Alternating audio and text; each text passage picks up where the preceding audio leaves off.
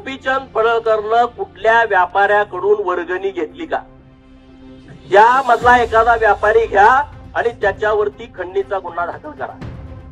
अरे जयंत पाटला, तुझ्यासारखा भिकारी अवलाद गोपीचंद पडळकरची नाही. माझ्या ती धमक आहे कार्यक्रम करायची. तुझ्यासारखी ती अवलाद नाही. तू राजाराम पाटलानं काढलेली अवलाद मला अजिबात वाटत नाही.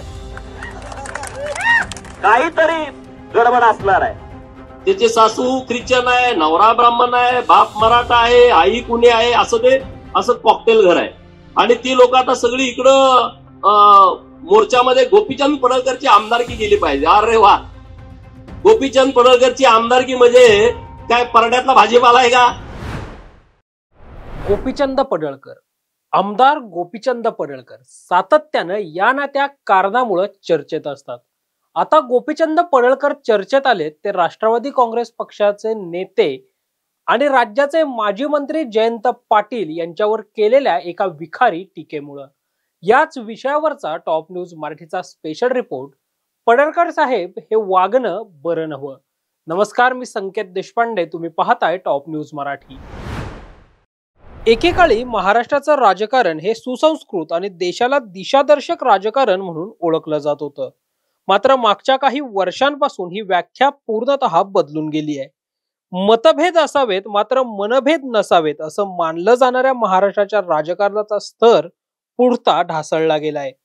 अनेकदा व्यक्तिगत आणि आक्षेपार्ह शब्दांचा वापर करत एकमेकांवर खालच्या पातळीवर महाराष्ट्राच्या राजकारणात टीका केली जाते. आणि यात आघाडीवर असतात ते भाजपचे जत विधानसभा मतदारसंघाचे आमदार गोपीचंद पडळकर. शाखा अभियंत्याचं काम अंदाजपत्रक तयार करणे आणि टेंडर झाल्याच्या नंतर ते काम करून घेणं, त्याची बिलं करणे, याच्या पलीकडे काहीच नाही. त्याचा ना आमदाराचा काही संबंधच येत नाही. काही संबंध येत नाही. ह्याला अक्कल नको. ह्याला काय करायचंय? गोपीचंद पडळकरला बदनाम करायचंय. अरे गोपीचंद पडळकर काय असाच तयार झालाय का? असे लय अटॅक घेऊन मी इथं आलोय. 2-2, 3-3 महिने मी अशा प्रकरणामध्ये जेलमध्ये जाऊन आलोय. तुमच्या या प्रस्थापितांच्या सत्ता कारणामध्ये 2-2 महिने जेलमध्ये मी आज पण ते फेस करतो. माझ्यावरती आरोप केले जातात. जतला माणसं पाठवली कशासाठी? गोपीचंद पडळकरनं कुठल्या व्यापाऱ्याकडून वर्गणी घेतली का? या मधला एखादा व्यापारी घ्या आणि त्याच्यावरती खंडणीचा गुन्हा दाखल करा. अरे जयंत पाटला, तुझ्यासारखा भिकारी अवलाद गोपीचंद पडळकरची नाही. माझ्या ती धमक आहे कार्यक्रम करायची. तुझ्यासारखी ती अवलाद नाही. तू राजाराम पाटलानं काढलेली अवलाद मला अजिबात वाटत नाही.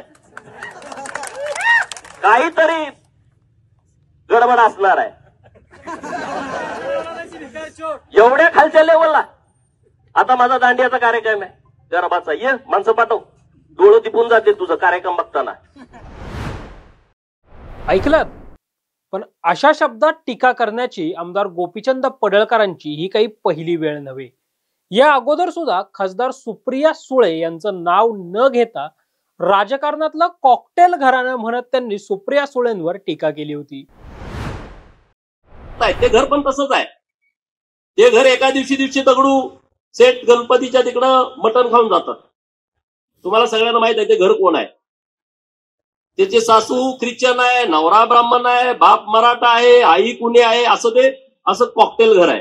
आणि ती लोक आता सगळी इकडं मोर्चामध्ये गोपीचंद पडळकरची आमदारकी गेली पाहिजे. अरे वा, गोपीचंद पडळकरची आमदारकी म्हणजे काय परड्यातला भाजीपाला आहे का? अरे जत मधल्या मायबाप जनतेने मला 40,000 मताच्या फरकाने निवडून विधानसभेमध्ये पाठवलंय.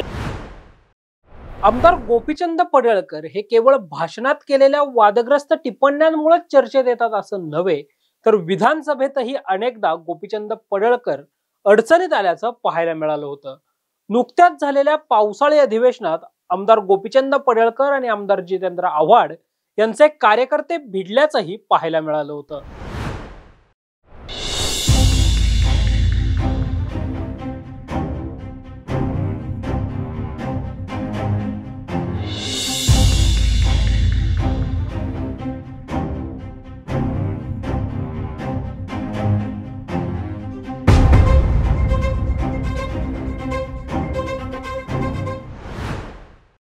राजकारणाच्या मैदानात उतरलेल्या गोपीचंद पडळकरांना कधी काळी हिरो देखील व्हायचं होतं.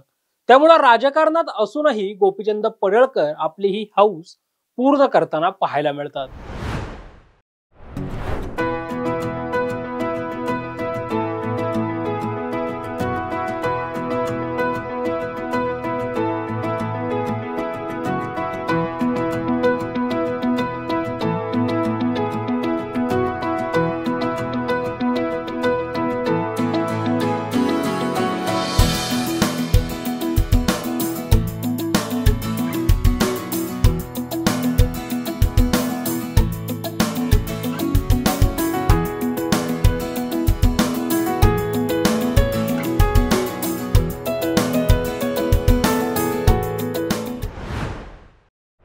या ना त्या कारणामुळे चर्चेत येणाऱ्या गोपीचंद पडळकरांनी महाराष्ट्राचे लोकप्रतिनिधी म्हणून वावरत असताना अशा शब्दांचा वापर खरंच केला पाहिजे का, या शब्दांचा वापर करणं कितपत योग्य आहे याबाबतचा विचार देखील करणं गरजेचं आहे. आणि याविषयी गोपीचंद पडळकरांना वरिष्ठ पक्षश्रेष्ठींकडून देखील समज देण्याची गरज आहे. याविषयी तुम्हाला नेमकं काय वाटतं, तुम्ही देखील आम्हाला नक्की कळवा आणि पाहत रहा टॉप न्यूज मराठी, आपला महाराष्ट्र आपली बातमी. तुमची car, electric panel, data server आगीपासून सुरक्षित आहे का? नाही? मग आजच बसवा F protect temperature activated fire suppression device.